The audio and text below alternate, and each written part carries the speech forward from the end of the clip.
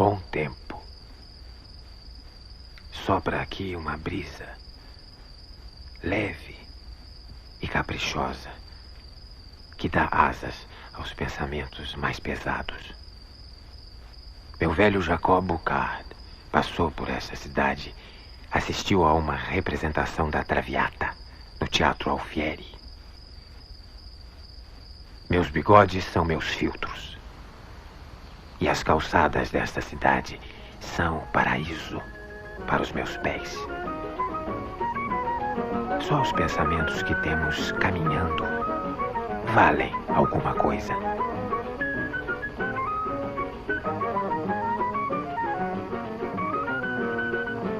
Eis a cidade de que eu precisava nesse momento.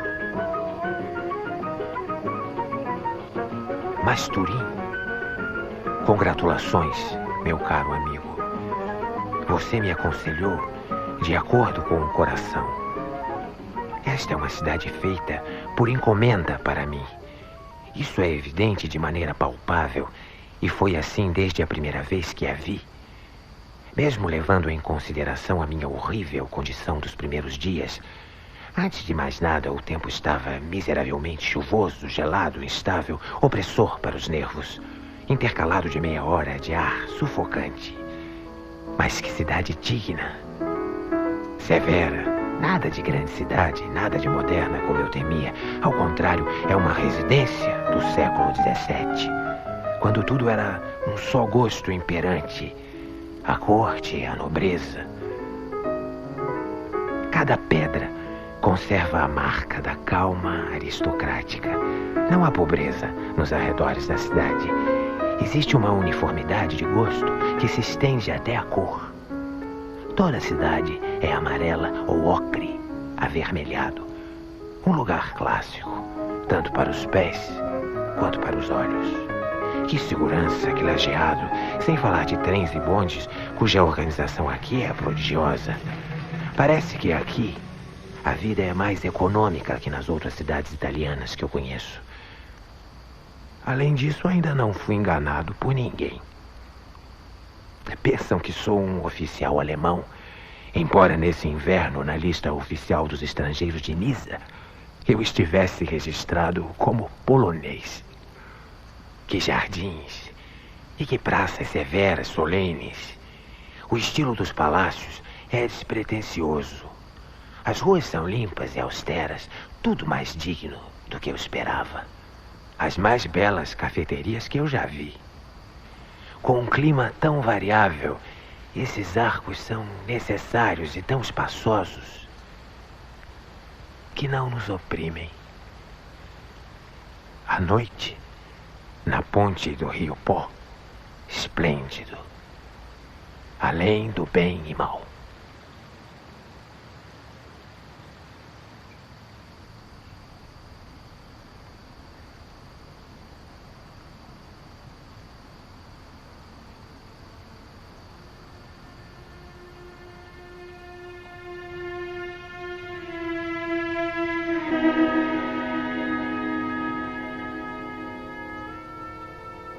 Não é pura malícia se nesse escrito faço o elogio de Bizet à custa de Wagner. Em meio a várias brincadeiras, apresento uma questão com que não se deve brincar. Voltar as costas a Wagner foi para mim um destino. Gostar novamente de algo. Uma vitória. Ninguém cresceu tão perigosamente junto ao wagnerismo. Ninguém lhe resistiu mais duramente. Ninguém se alegrou tanto por livrar-se dele. Uma longa história. Querem uma designação para ela? Se eu fosse um moralista, quem sabe como a chamaria? Talvez superação de si. Mas os filósofos não amam os moralistas e também não amam as palavras bonitas. Que exige um filósofo de si em primeiro e em último lugar? Superar em si seu tempo. Tornar-se atemporal. Logo, contra que deve travar o mais duro combate? Contra aquilo que o faz filho de seu tempo. Muito bem. Tanto quanto Wagner, eu sou filho de seu tempo, ou seja, um decadent. Mas eu compreendi isso, e disso me defendi. O filósofo em mim se defendeu. Eu me desliguei de Wagner quando ele se encaminhou para a direção de um deus alemão, da igreja alemã, do império alemão. O romantismo, exatamente como o cristianismo, é uma degenerescência fisiológica, uma estação no caminho do niilismo. Creio que não sou músico, justamente para não ser romântico. Mas sem a música, a vida seria para mim um erro.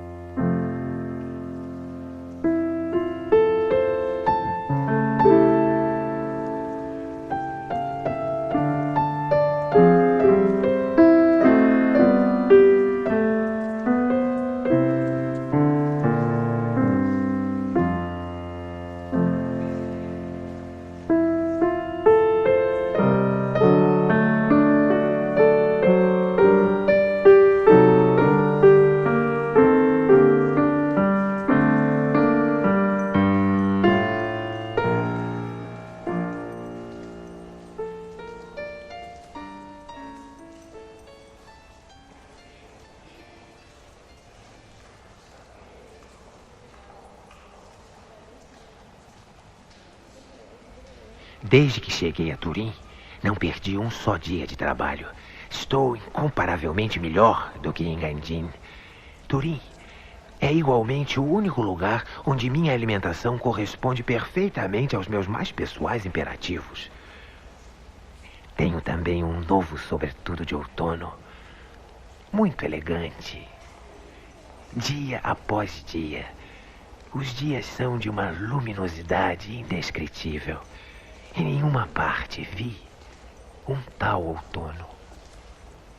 As uvas e as outras frutas estão melhores. Eu não tenho palavras para descrevê-las. A cidade está calma, com seus 300.000 habitantes.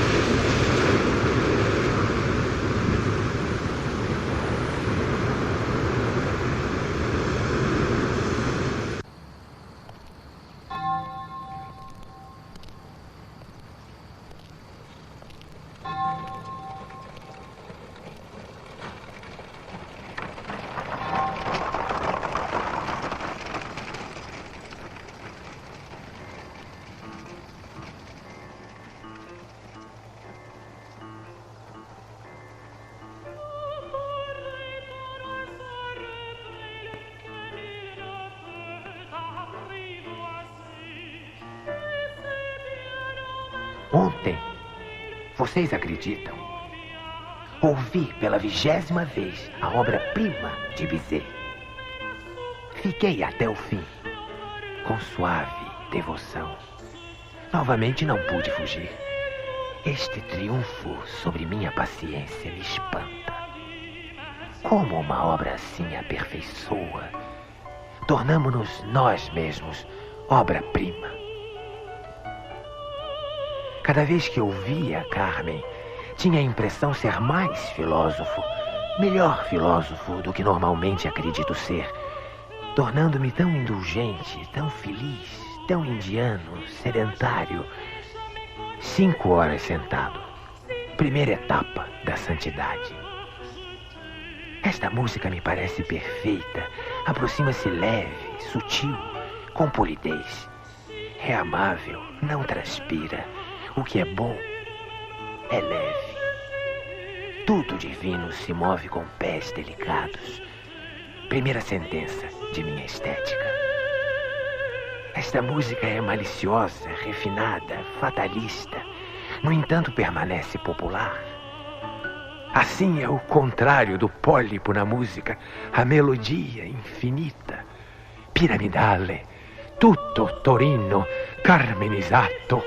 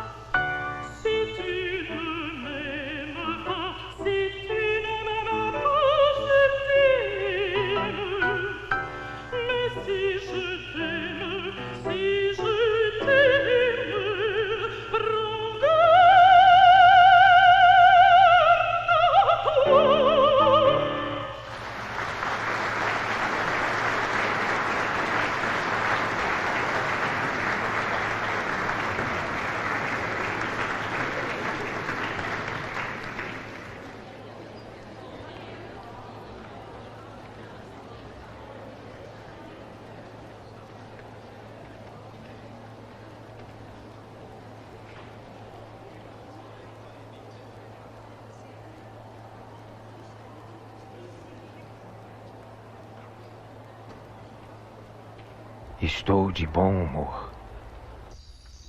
Mergulhado no trabalho, de manhã à noite, um pequeno panfleto sobre a música ocupa-me os dedos. Eu digiro como um semideus.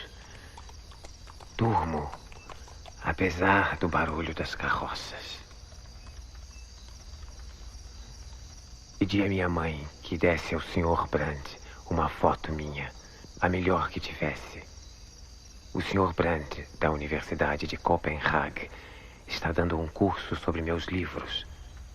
Na verdade, dirijo-me ao senhor, meu caro Sr. George Brandt, onde encontrou esta coragem para falar em público de um ser desconhecido. Somente o depois de amanhã me pertence. Alguns homens nascem póstumos.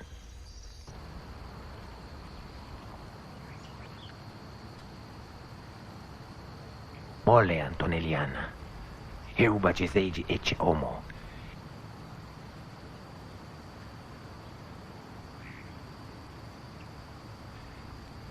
A ideia suprema de poeta lírico me foi dada por Heinrich Heine. Ele possuía aquela malícia divina sem a qual sou incapaz de imaginar o perfeito. Estimo o valor dos homens pelo quão necessariamente concebem o Deus como inseparável do sátiro.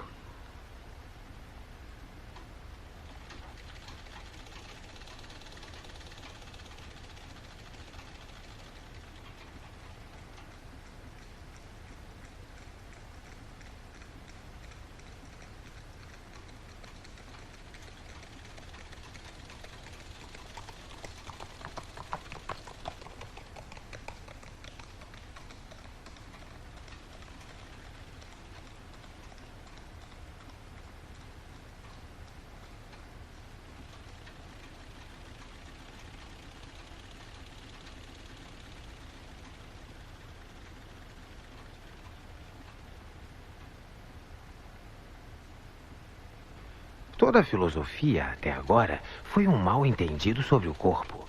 Eu digo, o corpo é o pensador. O professor Karl North escreve-me de Nova York dizendo que fará uma resenha de meus livros em uma revista americana. Isto é sinal de reconhecimento.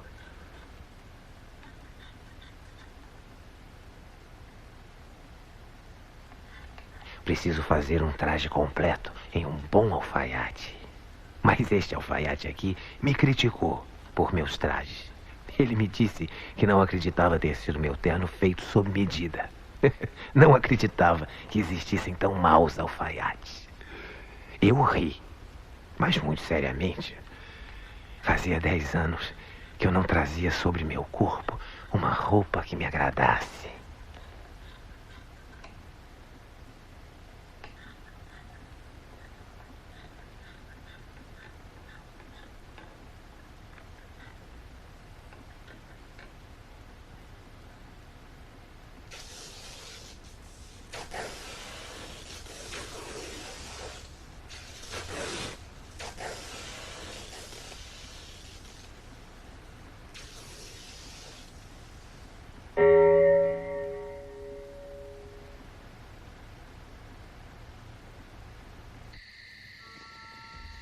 Ouçam-me, pois eu sou tal e tal. E sobretudo não me confundam. Maldito antissemita, maldito Schmeitzer. Devolvo-lhe, Sr. Fritz, pelo presente, os 3 números do jornal Correspondência que o senhor me enviou, agradecendo pela confiança com que me permitiu dar uma olhada na porcaria de princípios que se encontra na base desse estranho movimento. Peço não mais remeter-te agora em diante tal gênero de publicação. Temo acabar perdendo finalmente a paciência. Estas constantes falsificações absurdas e acomodações de conceitos vagos, como germânico, semita, ariano, cristão, alemão, tudo isso poderia, no final de contas, acabar me irritando e tirando-me da irônica complacência com que até agora tenho considerado as virtuosas veleidades e o farisaísmo dos alemães atuais. E finalmente, Sr. Fritz, o que o senhor acha que eu sinto quando vejo o nome de Zaratustra na boca de antissemitas? Sr. Fritz, você me faz vomitar. Eu vomito quando o nome de Zaratustra sai de sua boca.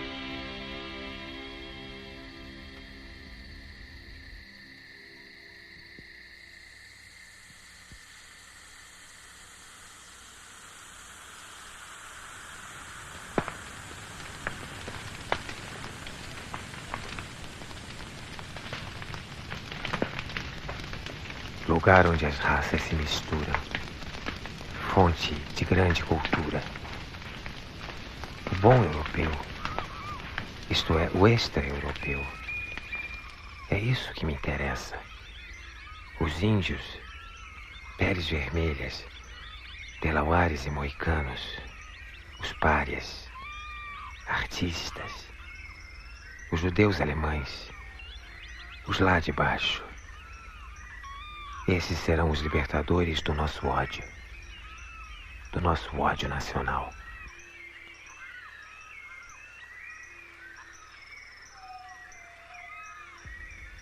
O pensamento do eterno retorno, a mais elevada forma de afirmação que se pode alcançar. Eu tive.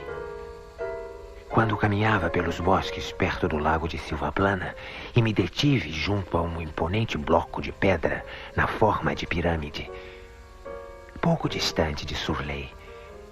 Então me veio este pensamento. Fui mero porta-voz, mero médium de forças poderosíssimas.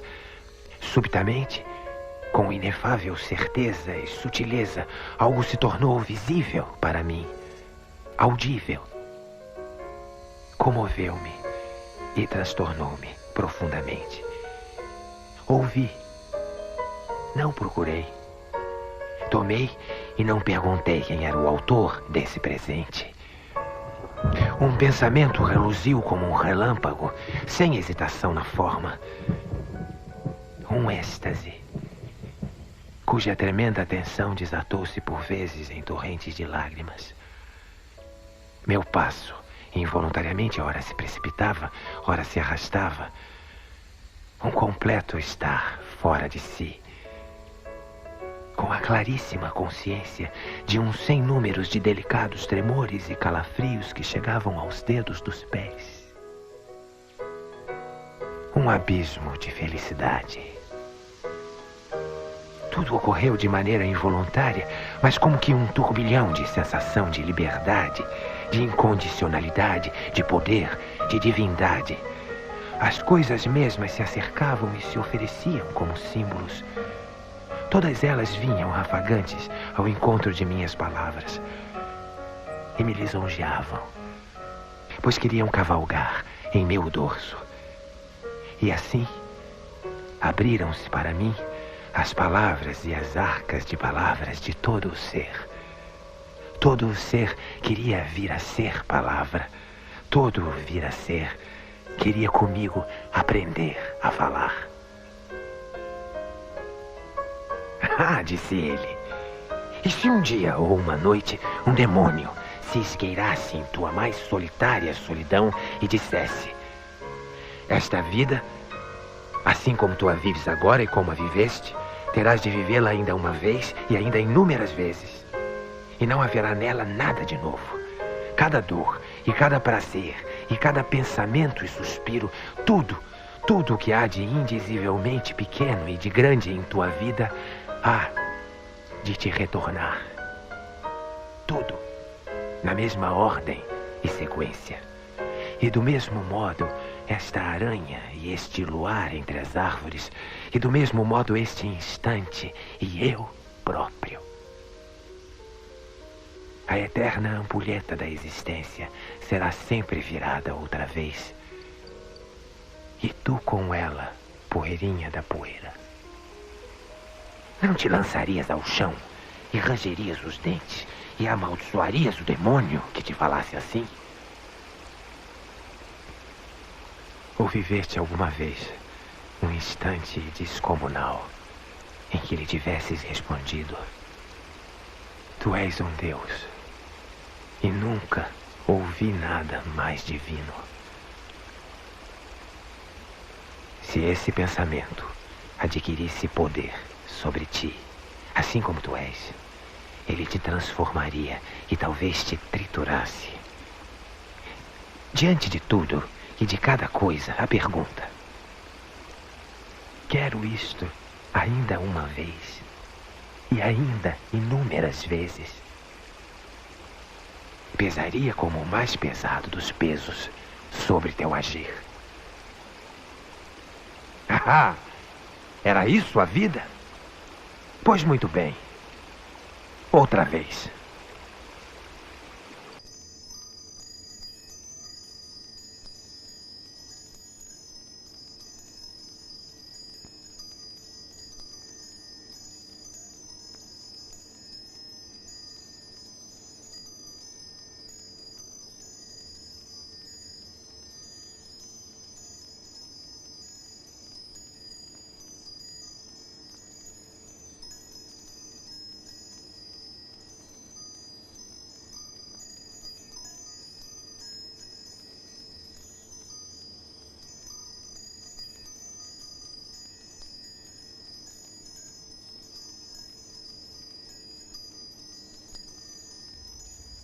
Entendo o filósofo como um terrível corpo explosivo diante do qual tudo corre perigo.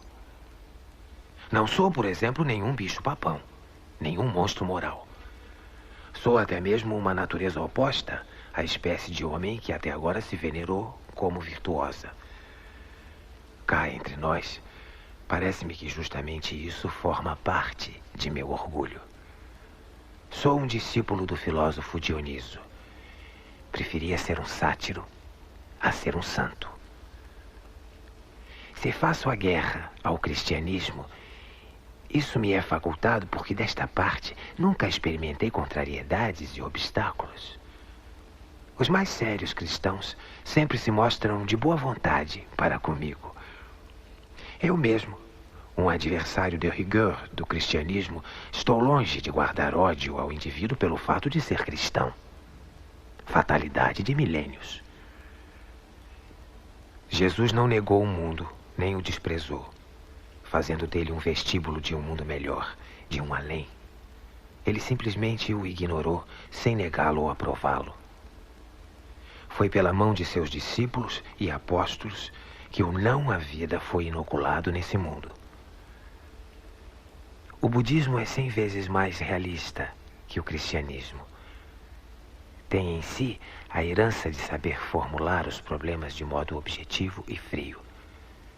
Surge após séculos de atividade filosófica. Não luta contra o pecado, luta contra o sofrimento. Deixa já atrás de si o auto-engano dos conceitos morais. Situa-se para falar na minha linguagem, além do bem e mal.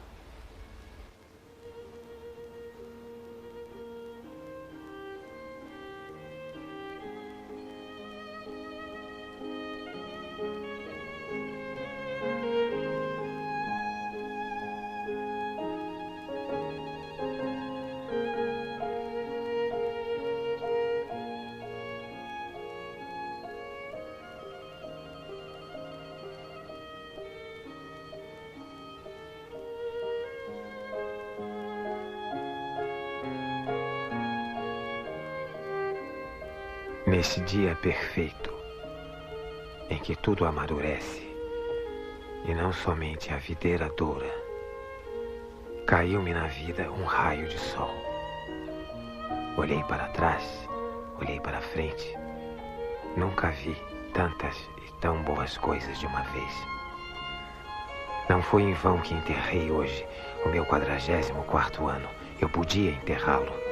O que nele era vida está salvo. É imortal. O anticristo, os ditirambos, o crepúsculo dos ídolos, meu ensaio de filosofar com o martelo. Tudo isso são presentes deste e, aliás, de seu último trimestre. Como não haveria eu de estar grato a minha vida inteira? E por isso me conto a minha vida.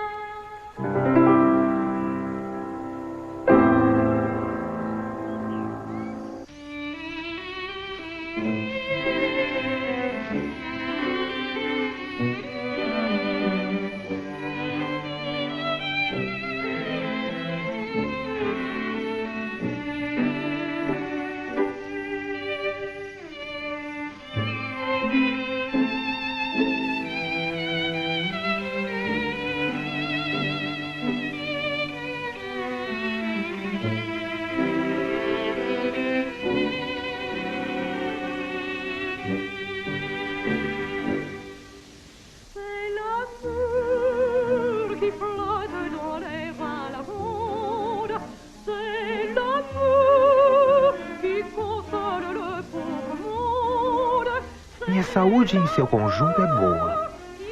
Eu já estou há 2 meses em Turim e só fiquei doente 4 vezes. Nesta cidade adorável, existem 12 teatros, uma academia filarmônica, um liceu de música e uma pletora de professores de todos os instrumentos. Moral, Turim é quase um centro musical. Existem também grandes livrarias trilingües, paisagens dos Alpes, o outono, uma grande estação. Encontrei um filósofo de Turim, o professor Pasquale d'Ercole, e fez uma amável visita. Ele soube de minha existência em uma livraria de Turim, a loja.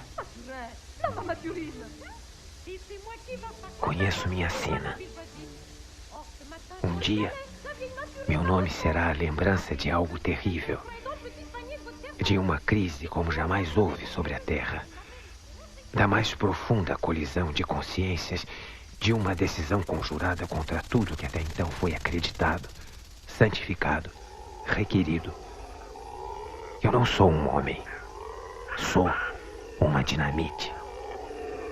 Mas minha verdade é terrível, pois até agora chamou-se a mentira verdade. Transvaloração de todos os valores. Eis a minha fórmula para um ato de suprema autognose da humanidade, que em mim se faz gênio e carne.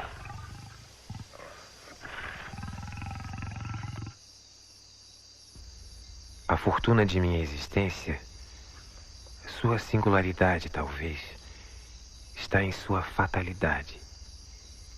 Diria em forma de enigma que, como meu pai, já morri, e como minha mãe, ainda vivo e envelheço. O desenvolvimento da arte está ligado a 2 impulsos artísticos, o apolíneo e o dionisíaco. Tomei este nome emprestado do mundo dos deuses gregos. Apolo, deus da serenidade, é o nome grego para a faculdade de sonhar. É o princípio da luz que faz surgir o mundo a partir do caos originário. É o princípio ordenador que, tendo domado as forças cegas da natureza, submete-as a uma regra.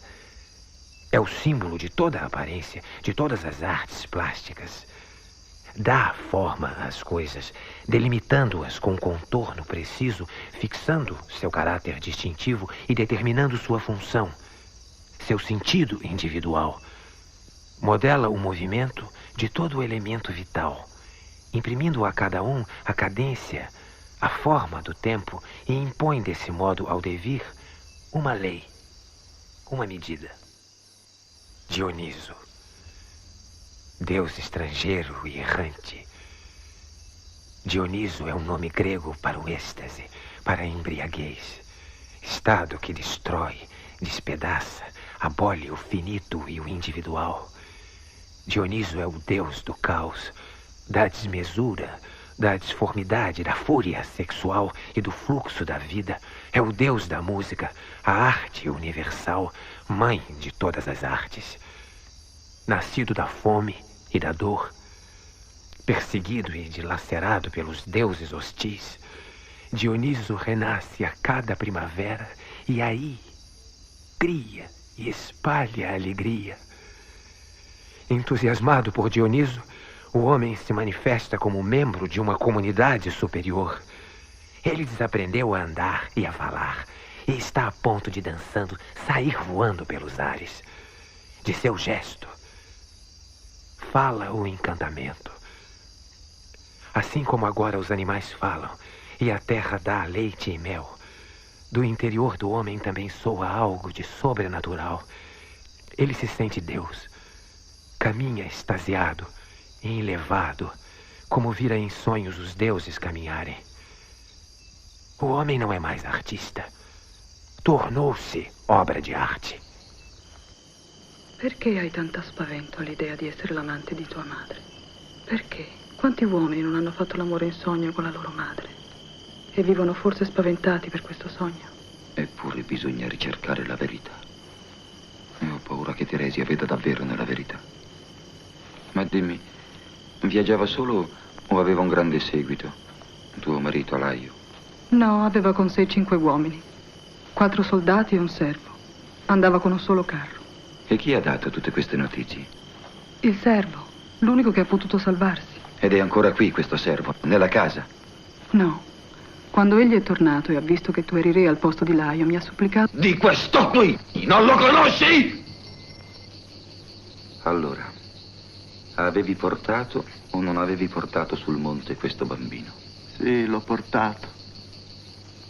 E fossi morto subito. E da chi lo avevi avuto quel bambino? Era o non era tuo figlio? Non era mio. Me l'avevano dato altri. Altri. E questi altri chi erano? In nome di Dio, non chiedermi di più. Oh, parli aberta ferita! Acabo de ler um livro. Os Legisladores Religiosos. Manu, Moisés e Maomé. Onde pela primeira vez me deparo com o Código de Manu. É o código sacerdotal, baseado nos Vedas. Não é um código pessimista, embora sacerdotal. Todas as legislações morais que possuímos são caricaturas dele. O egipcismo e Platão me parecem instruídos por um Brahma. Também os chineses produziram seu Confúcio e seu Lao Tse sob inspiração desse código. Também os judeus são simples intermediários. Não inventaram nada.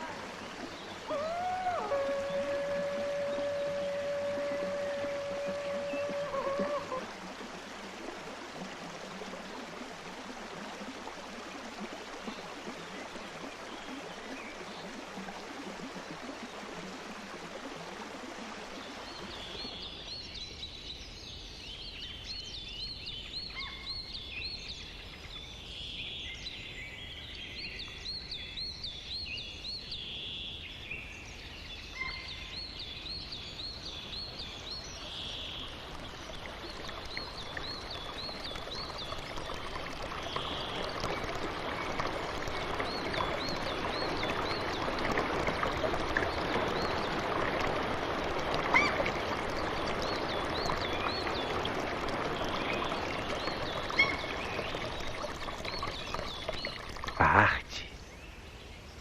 E nada mais que a arte. A arte torna a vida possível. Ela é a grande aliciadora da vida. O grande estimulante da vida. A arte como a única força de resistência superior contra toda forma de negação da vida.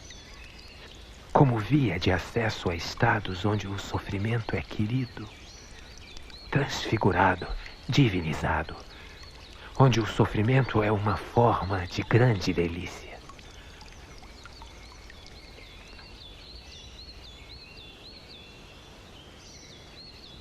Quem rejuvenesceu meus olhos? Meu próprio nojo criou-me asas e deu-me a vidência para as fontes.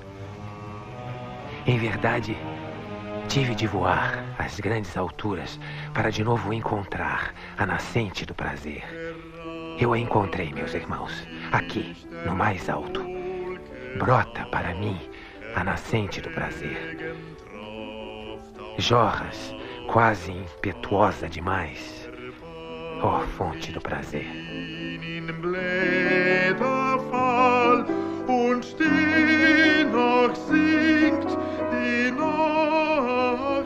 Filosofia, até agora como a entendi e a vivi, é a voluntária procura também dos lados execráveis da existência.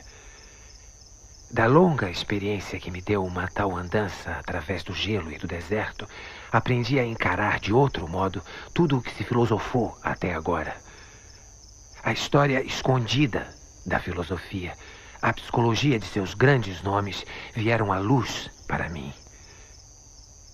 Quanto de verdade suporta? Quanto de verdade ousa um espírito? Isso se tornou para mim o autêntico medidor de valor. Uma filosofia experimental, tal como vivo, antecipa experimentalmente até mesmo as possibilidades do niilismo radical, sem querer dizer com isso que ela se detenha em uma negação, no não, em uma vontade de não. Ela quer, em vez disso, atravessar até o inverso, até o dionisíaco dizer sim ao mundo, tal como é, sem desconto, exceção, seleção. Supremo estado que o filósofo pode alcançar. Estar dionisiacamente diante da existência. Minha fórmula para isso é o amor fati.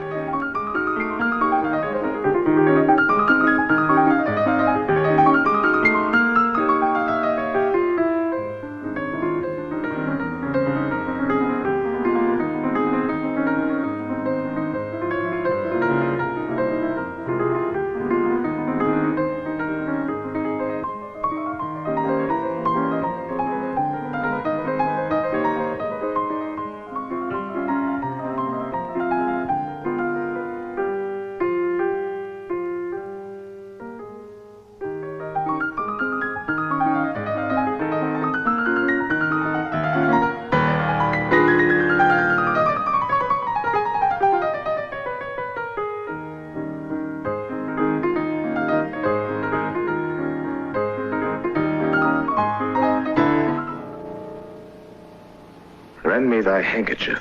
I have it not about me. Not? No, indeed, my lord. That's a fault. That handkerchief did an Egyptian to my mother give. The worms were hollowed that it breathed the silk. Lord to God, I've never seen it. It's lost? It's gone? Speak, it's out of the way. It is not lost, but what and if it were? How? I say it is not lost. Fetch it. Let me see it. Why, so I can, sir, but I will not now. This is a trick to put me from my suit. Pray you, let Cassio be received again. Fetch me the handkerchief. I pray, talk me of Cassio. The handkerchief. The man that all his time hath founded his good fortunes on your love, shared dangers with you. The handkerchief. Come, come, you'll never meet a more sufficient man. Away. Away.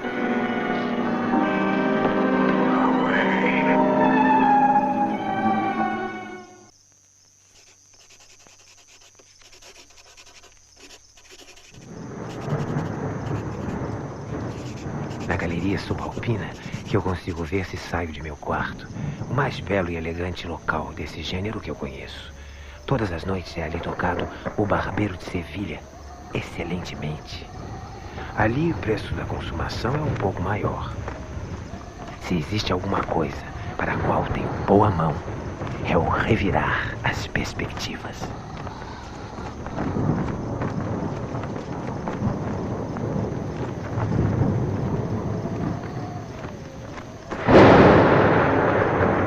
Direi uma palavra sobre minha arte do estilo. Comunicar um estado, uma tensão interna de patos por meio de signos, incluído o tempo desses signos, eis o sentido de todo o estilo. E considerando que a multiplicidade de estados interiores é em mim extraordinária, há em mim muitas possibilidades de estilo. Bom é todo o estilo que realmente comunica um estado interior, que não se equivoca nos signos, no tempo dos signos, nos gestos. Todas as leis do período são arte dos gestos.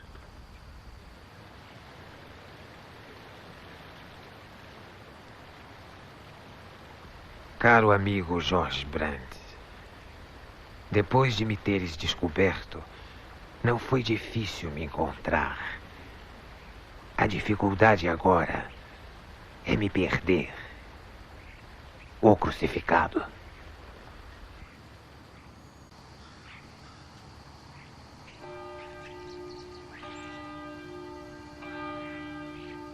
Todas aquelas pessoas que têm afinidade comigo Até a vendedora de frutas que escolhe para mim os melhores cachos de uvas são pessoas perfeitamente dignas. Um pouco gordas. Mesmo os garçons que servem as mesas são gordos. O príncipe Carignano acaba de morrer. Nós teremos um grande funeral.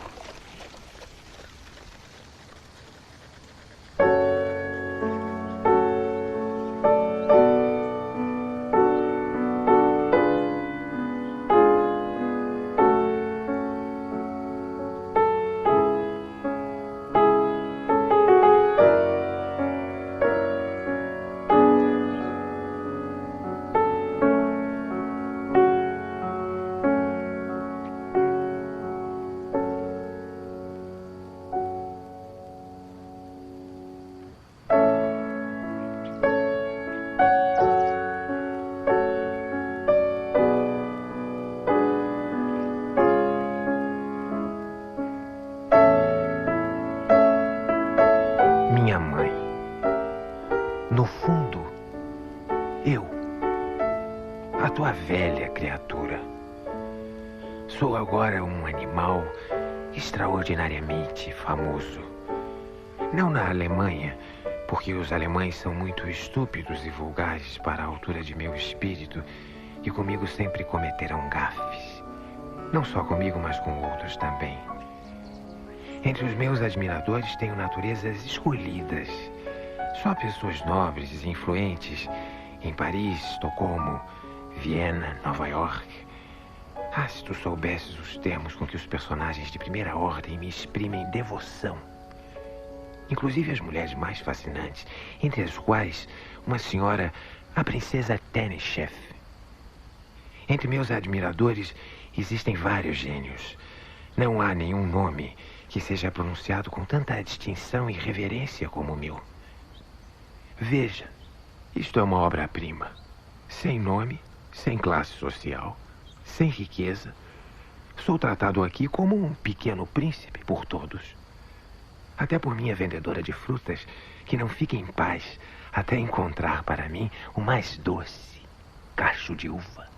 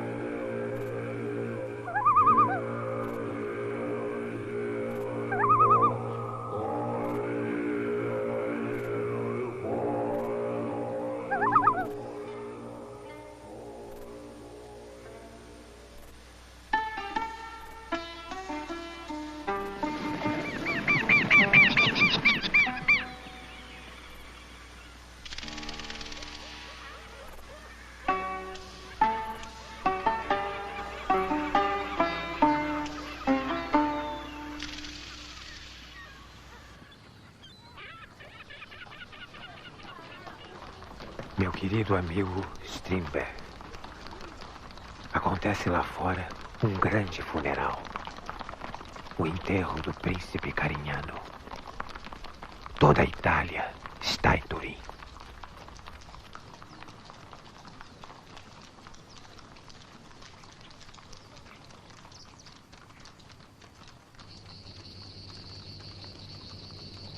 Era proprio suo figlio. Ma nessuno meglio di Giocasta, tua moglie, può saperlo. Te lo ha dato lei? Sì, me lo ha dato lei. E con quale ordine? Ucciderlo, E perché questa atrocità? perché temeva brutte profezie E quali? che avrebbe ucciso i suoi genitori. E perché hai lasciato che questo vecchio lo salvasse? Per pietà.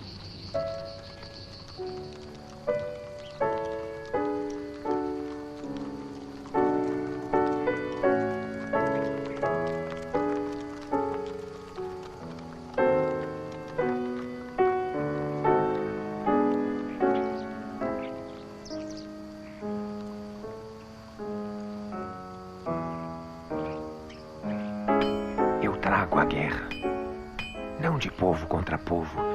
Eu faço a guerra a todos esses acasos absurdos. Povo, classe, raça, profissão, educação e cultura. Uma guerra no terreno do espírito, com as armas do espírito.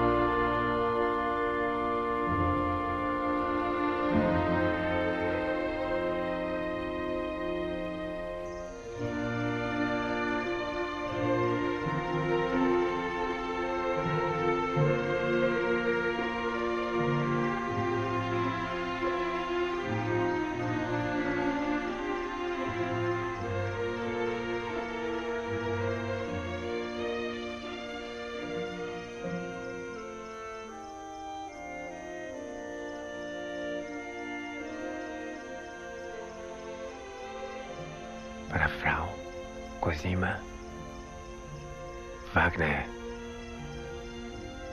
Bayreuth, Alemanha, a princesa Ariana, minha amada. que eu seja um homem é uma desvantagem.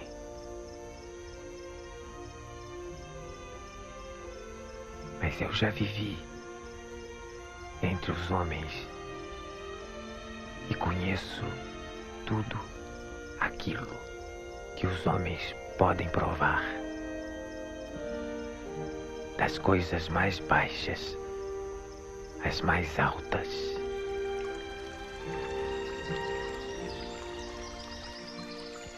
Fui Buda entre os indianos. Dioniso na Grécia. Alexandre e César são minhas encarnações. Assim como Lord Bacon, poeta de Shakespeare. Por último, fui Voltaire e Napoleão. Talvez também Richard Wagner. Mas desta vez venho como o vitorioso Dioniso que fará da terra um dia de festa. Não terei muito tempo. Os céus se alegram que eu esteja aqui. Fui também colocado na cruz.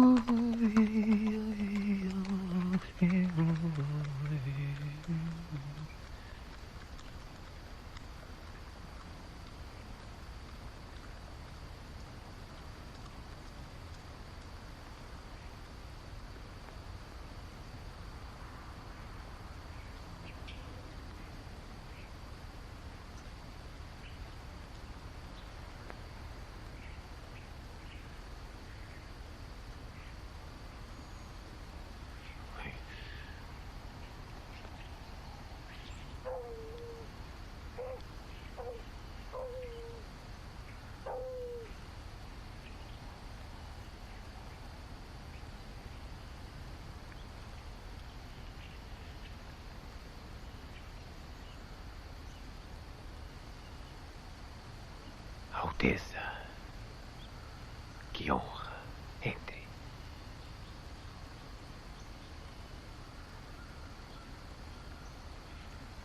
É uma honra. Seja bem-vindo em meu palácio. Aqui está a máscara de Dioniso, o meu ídolo de fogo.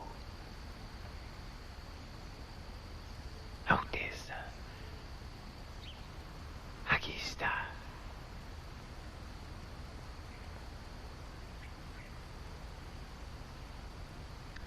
Seja bem-vindo ao meu palácio. Obrigado.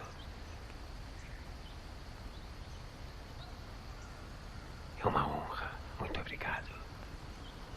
Alteza, por favor.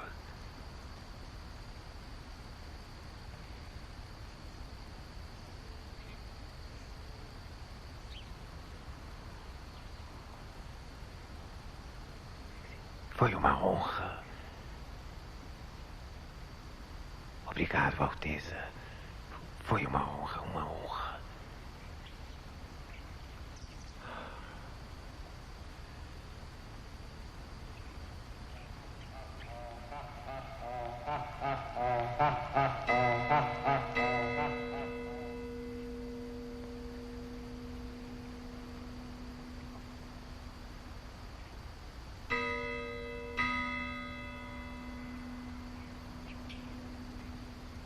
Príncipe Taurinorum.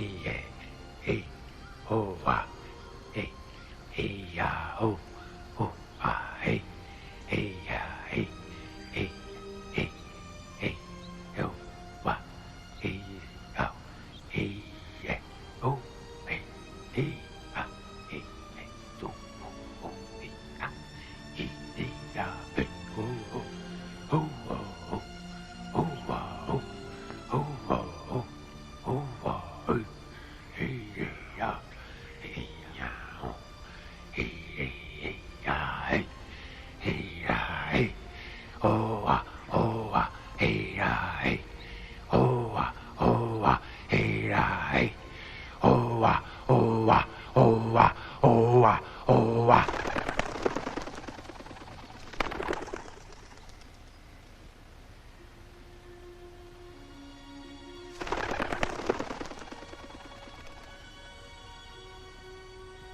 César.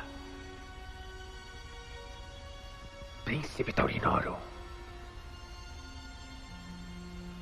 César. Príncipe Taurinorum. César. Príncipe Taurinorum. César. Príncipe Taurinorum. Príncipe Taurinorum.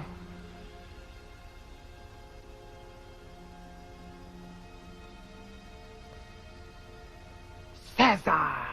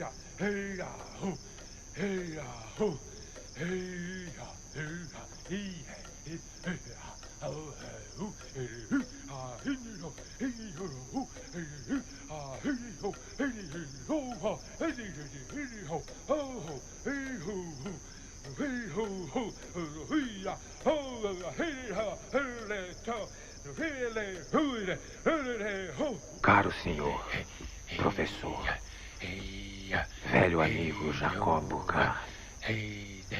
No fundo, prefiro ser professor basilense a ser Deus.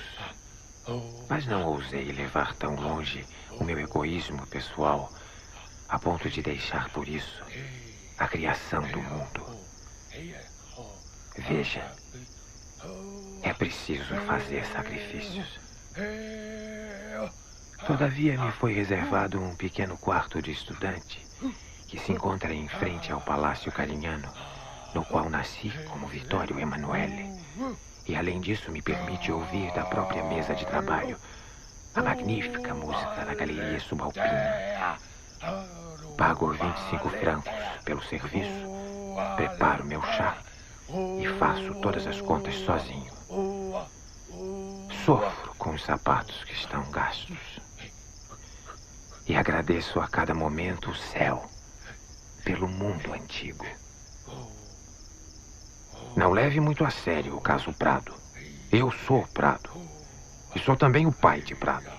Ouso dizer que sou Lesseps. Queria dar aos meus parisienses, a quem amo, uma nova noção, a de um criminoso honesto. Eu também sou Jambridge. Também ele é um criminoso honesto. O que é desagradável e constrange a minha modéstia é que, no fundo, cada nome da história sou eu. Por 2 vezes, nesse outono, me vi vestido o menos possível no meu funeral. Primeiro como conde de Roubillion. Não. Este é meu filho, enquanto eu sou Carlo Alberto. Mas Antonelli era eu próprio. Nós, artistas, somos incorrigíveis. Hoje ouvi uma opereta.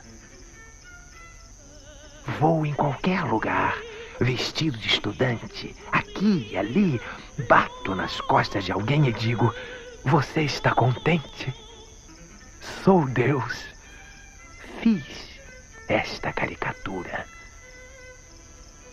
Amanhã vem meu filho Humberto com a graciosa Margarita, que aqui, porém, receberei somente em mangas de camisa.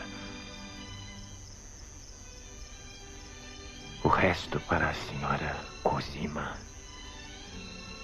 Ariana.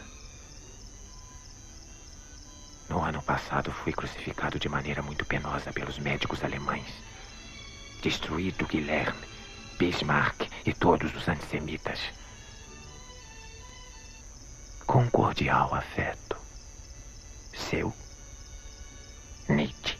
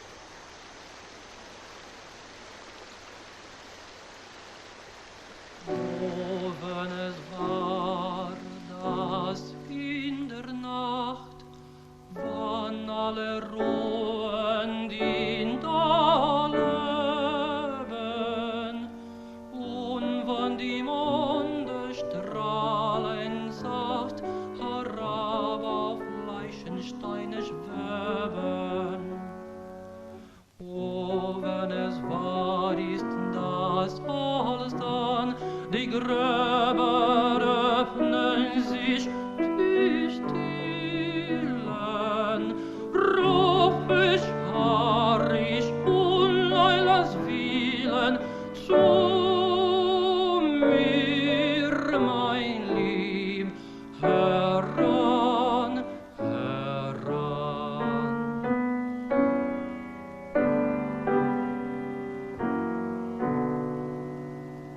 Zeig dich, geliebter Schatten gleich, wie du erschienest vor dem Scheiden, wie Wintertag so kalt, so bleich, entstellt vom letzten Todesleiden. Schwebe wie ein ferner Stern heran, wie leiser Klang, wie Windeswehen, wie ein Gesicht schrecklich zu sehen, mir alles gleich, heran, heran.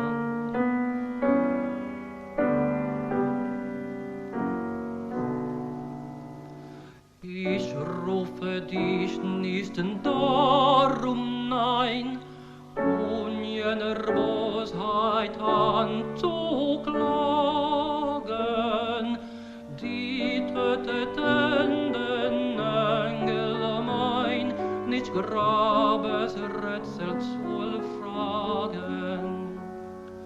Nicht darum, weil mich dann unwahn der Zweifel quält, ich will nur schmeicheln,